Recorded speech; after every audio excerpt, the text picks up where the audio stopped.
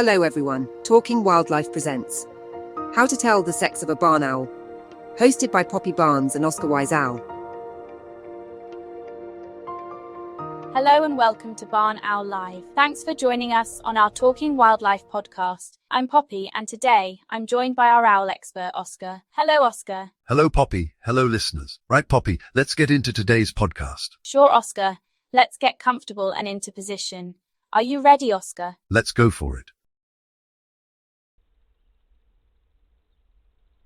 Have you ever found yourself looking at two animals, maybe birds, that seem absolutely identical and wondered, well, how do you tell them apart, male or female? Today, we're looking into the task of how you tell the sex of a barn owl.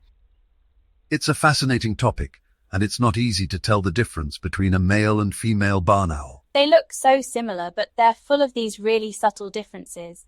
It's like a bit of biological detective work. It's really difficult, isn't it, Oscar? It really is, Poppy. And what's fascinating truly is how much information you can actually gather just from careful observation, you know? Yeah. Even with creatures like barn owls that seem I so love enigmatic. that. The detective work angle. So if we're playing detective out in the field, what are the first physical clues? Is size a good starting point? It can be, although honestly, often one of the harder things to judge unless you see them right next to each other. But generally, female barn owls are typically a bit larger than the males. On average, maybe 20% heavier. 20%? Wow. Yeah, so you're talking roughly 360 grams for a female versus about 300 for a male. It's subtle, but it's pretty consistent. Okay, so maybe not the easiest first clue, but definitely part of the picture. What about their feathers? That famous heart-shaped face? Or just their overall plumage? Any hints there? Oh, absolutely. The feathering gives you several really good clues. Look at the rim around the facial disc.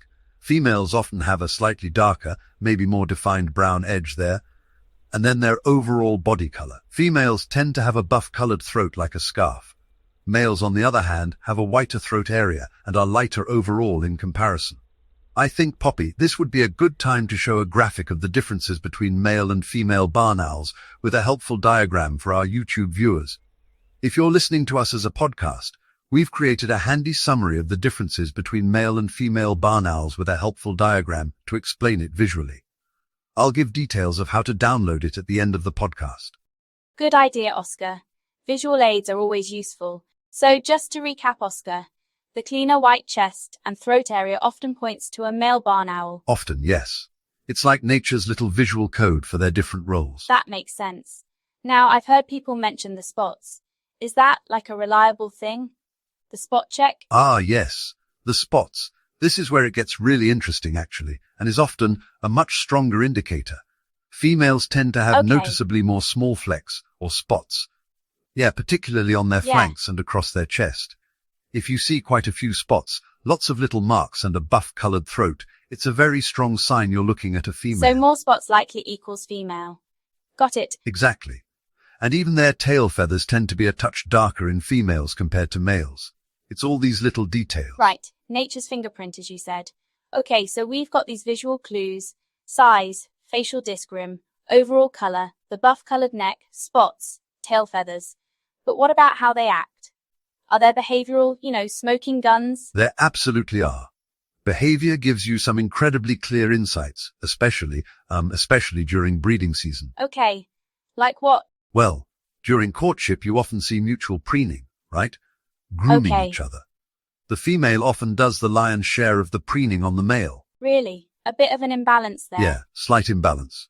It could be an early hint, and also females can be, let's say more assertively territorial than males.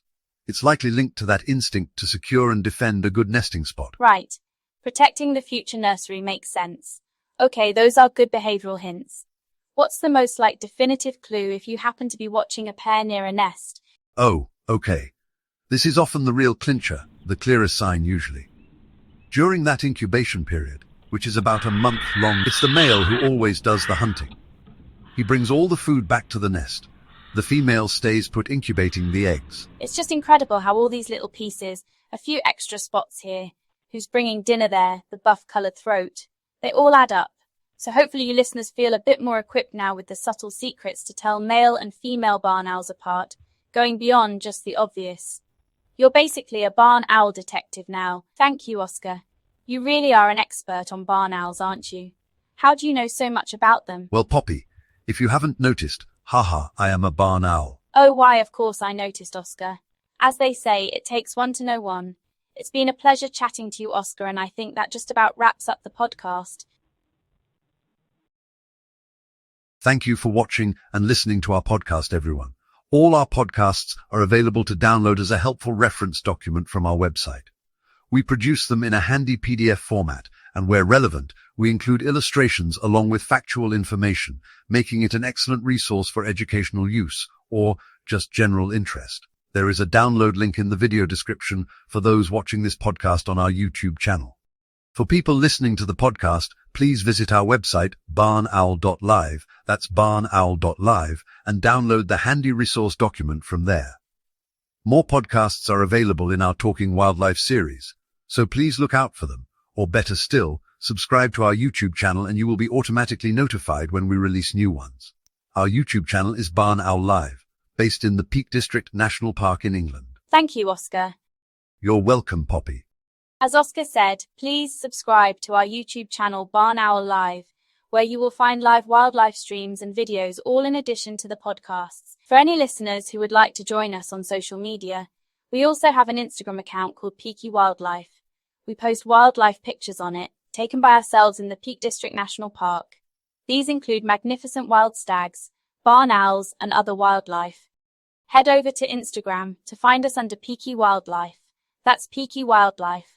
All one word and no spaces. Thank you for watching and listening to our podcast, everyone. It's goodbye from me. And goodbye from me. Bye, Oscar. Bye-bye, listeners.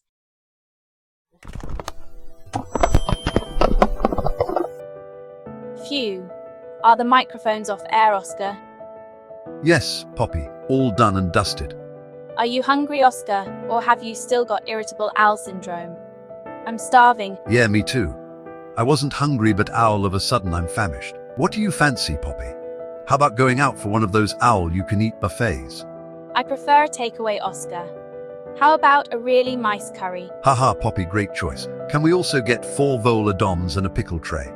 Sure, Oscar. There's no point just winging it. I'll give Deliveroo a call. So, what do you have planned for the weekend, Poppy? Anything nice? Or are you going around to the relatives and sticking your beak in again and ruffling feathers? Owl really don't know, Oscar.